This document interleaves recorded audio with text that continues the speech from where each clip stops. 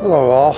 Well, on another very hot day here in San Francisco, I wanted to talk to you about something. The grifter and chief, the one that begs for money the most out of all the politicians, he's here in San Francisco.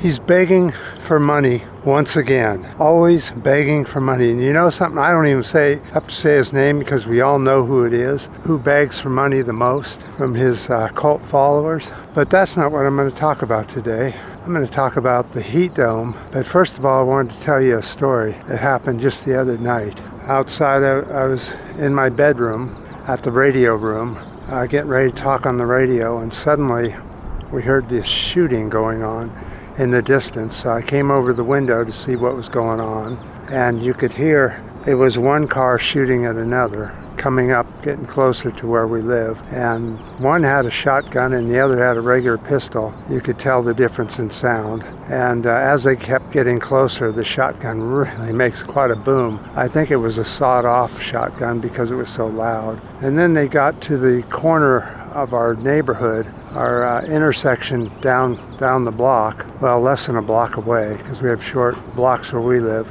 And the gun blew off, the shotgun blew off, and you could hear the pellets hit the leaves and the trees around right where we live. And then they went up the street, kept shooting each other until they went around the corner and they were gone. But this is such a common problem we have now in San Francisco going on, the shooting thing, where two people are shooting at each other going up the street, the main market street. Here in San Francisco, they come up and shoot at each other. And I'm always surprised that we don't hear people getting shot. But in this instance, right after the major shooting, the big boom, I heard somebody yell, "Get a first aid kit, get a first aid kit." So I don't know what happened. I didn't want to go down or anything because of nervousness about more shooting or more shots being fired. So we heard a siren, but I didn't know where it went. I suppose it picked up the person and took him to the hospital. No cops showed up because cops in San Francisco don't show up for shootings unless someone's killed. And that's just the way that is. So anyway, let's go up the hill here and do a video on the extreme heat we're seeing here in the U.S. and other parts of the world.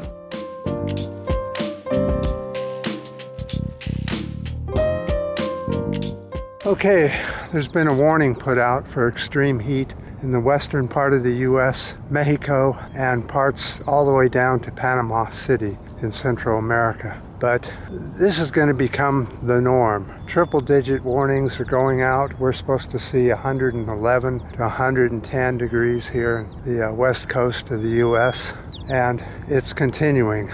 We saw a lot of heat yesterday, 90s and low 100s, and then it's supposed to break tomorrow. We're supposed to get some relief along the west coast.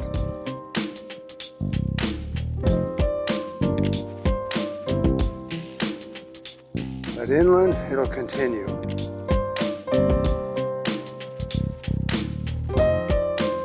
And we're seeing more and more extreme weather throughout the U.S. and other parts of the world. Flooding, major wind events, hail the size of baseballs, and even softball-size hail. And if you ever watch the storm chasers on YouTube, you'll see how big this hail is getting. And it's smashing their windows and raising hell with the storm chasers and other people that live in the areas where that's happening. And so we can expect more and more of it. They're warning of an extreme hurricane event here in the U.S., South America this year. So we don't know what's going to happen in the era of extreme weather. Along with high temperatures comes fire. We've already seen two major fires here in Northern California so far. A big grass fire and a woodland fire. I guess both of them are out now. Now Canada has been seeing a lot of fires lately as well, and Canada doesn't understand why they're so susceptible to large wildfires this year and last year. I can tell you, there's one name for it: climate change.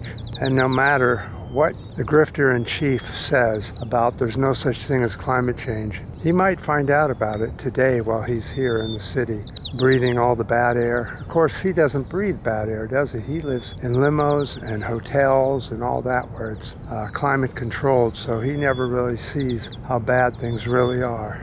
And neither do any of the other politicians anywhere in the world, because they're in climate controlled systems and don't have to worry about it. But I think that's going to do it for today for my video.